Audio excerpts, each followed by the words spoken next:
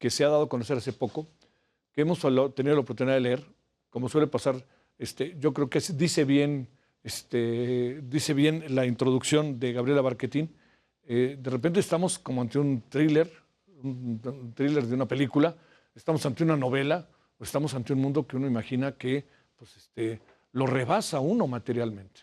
Perfectamente narrado, muy bien contado, muy bien organizado el libro en diferentes momentos, con infografía, con todo lo que tiene que ver con contar las historias, con las entrevistas, periodismo de investigación, de definición. Me parece que estamos ante un libro que vale la pena leer porque forma parte de nosotros, forma parte de un momento que se vivió. Uno de los autores es Cédric Raziel, él es periodista y cronista. Cédric, te saludo con gusto, muchas gracias, ¿cómo has estado?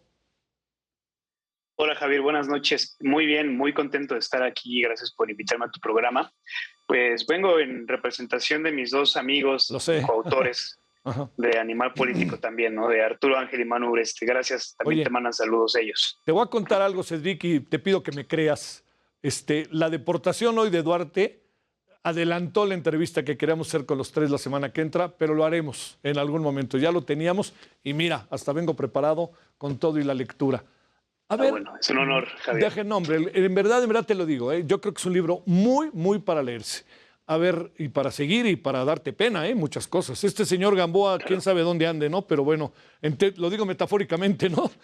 Dónde ande. claro, A ver, sí. déjame plantearte primero. En toda esta trama de todo lo que pasó, de los préstamos del PRI, de lo que fue la familia, de lo que fueron el amante, de lo que fue los marinos, de lo que fue toda esta historia que cuentan de manera en verdad también fascinante, déjame preguntarte, Cedric, ¿dónde estaba el señor Duarte y cómo fueron metiendo al señor Duarte en todo este enjuague? Claro. A pesar de que el asesinato mismo de Isaac Gamboa, que fue hace 2 años, es por sí mismo escandaloso, porque fue brutal, fue también muy extraño además la manera como lo resolvió la Fiscalía de Morelos, que encuadró ahí el homicidio como un crimen pasional, ¿no? Y de hecho encarceló a la viuda de Isaac Gamboa. Eh, lo más importante es lo que está detrás, digamos, de Isaac Gamboa. Es decir, Gamboa nos importa no tanto por su lamentable asesinato, que es básicamente el pan de cada día también en nuestro país, sino por lo que sabía Gamboa, ¿no? De hecho, Gamboa estuvo relacionado en la llamada Operación Zafiro. Tú te acordarás, Javier, en Sí, sí. 2016 se dio a conocer en 2017 se dio a conocer que estaba en curso esta investigación de parte de la Fiscalía de Chihuahua cuando Javier Corral era gobernador.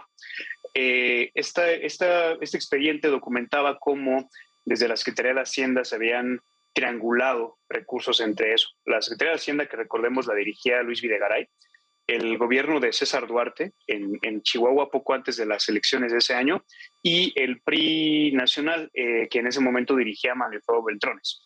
En esta ecuación, según estas investigaciones, pues Isaac Gamboa tuvo un rol muy importante. Isaac Gamboa era titular de una unidad que se llama Unidad de Política y Control Presupuestario de Hacienda, que pues nada más y nada menos tiene la facultad, y en ese momento la tenía aún más, de autorizar transferencias multimillonarias de un fondo discrecional a los estados. Este fondo es el Fortafin, Sí. ya no existe ese fondo. Curiosamente, ese fondo fue creado en el gobierno de Peña Nieto y fue desaparecido en esta administración. Este fondo no exigía más, digamos, como más requisitos, muchos controles para, digamos, la asignación de los recursos, lo que permitía su discrecionalidad. Se desviaron 250 millones de pesos de este fondo en el gobierno de César Duarte. Lo que nos dicen autoridades de Chihuahua a las que pudimos entrevistar es que naturalmente Isaac Gamboa eventualmente podía haber sido llamado a declarar Sí. en este caso de los desvíos, y por supuesto que su declaración, Javier, hubiera podido, permitido escalar esta investigación a niveles de responsabilidad mucho más elevados, porque, pues, seamos honestos, un desvío de este tamaño, que implicó a otros estados también, de hecho es algo que documentamos en el libro, difícilmente se pudo haber hecho a espaldas de los superiores jerárquicos de Isaac Gamboa, ¿no? Es una apreciación que nos dicen las autoridades a las que hemos entrevistado, Y la evidencia también que encontramos de una red, un emporio empresarial conformado entre Gamboa, su esposa y sus familiares, y el monto de lo que esta red lavó, de 5.800 millones de pesos, nos hace pensar, nos hace suponer que difícilmente esto fue un imperio creado solo por Gamboa y para Gamboa. Tan es así que esta red, aún 2 años después de la muerte de Gamboa, esta red sigue funcionando. Sí. La pregunta que queremos sembrar es ¿quién es la verdadera viuda negra en este caso? Y sobre todo a quién le convenía que Gamboa no hablara. Oye, en varias ocasiones a lo largo de la investigación que ustedes realizan, aparece esta cuestión de insinuar asesinar a las personas, ¿no? ¿Cómo es posible que esté vivo, ¿no? Cosas de esta naturaleza.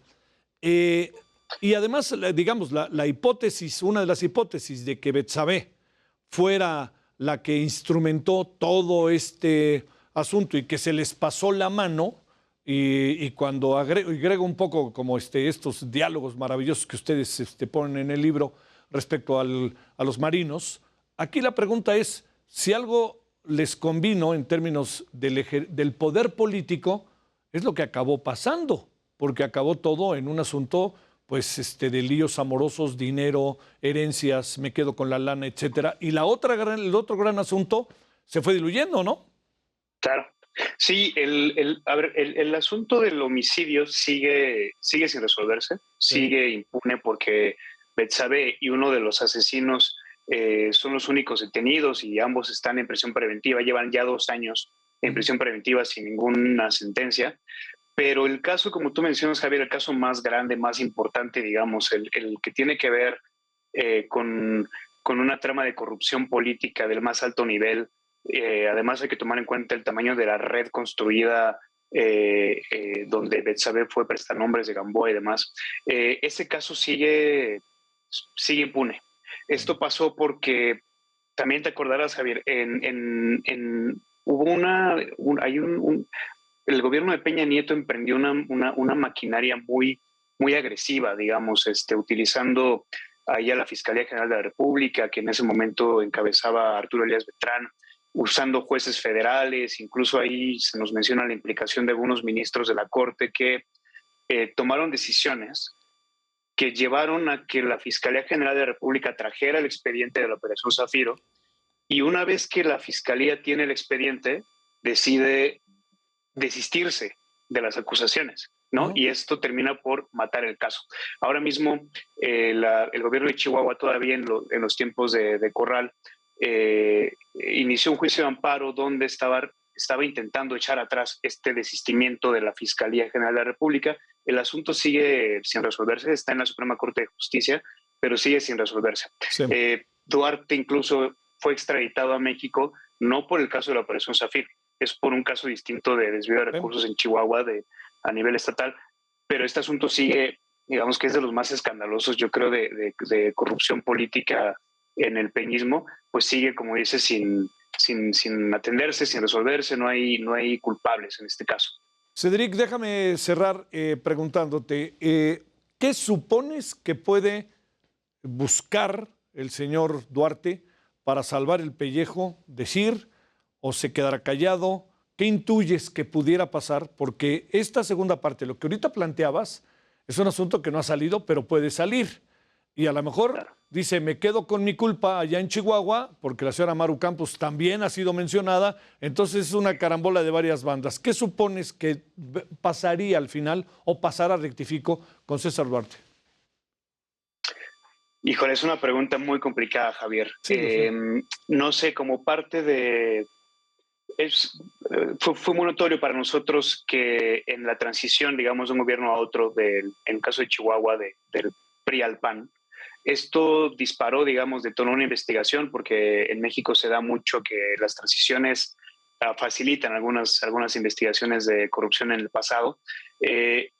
Si no te sabré decir qué ánimo está, digamos, la Fiscalía actualmente de Chihuahua con la nueva gobernadora, quien, como mencionas, pues también en expedientes abiertos en la Fiscalía de Chihuahua en la época de Corral, pues es señalada. Ella también como parte, digamos, de una red de corrupción local. Entonces, si no sé todavía, no podríamos decir en qué ánimo de negociación estén.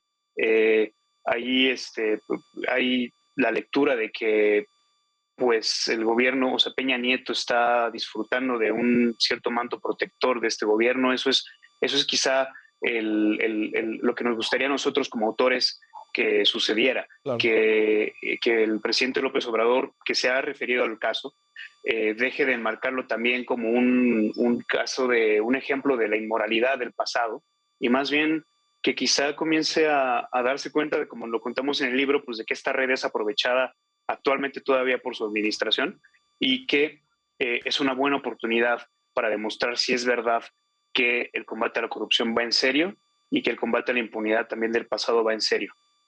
Cedric Graciel, gracias, felicidades a ti y a tus colegas. En verdad, un muy buen libro para leerse en estos días, que se llama El caso Viuda Negra, que está en Editorial Planeta, ¿verdad?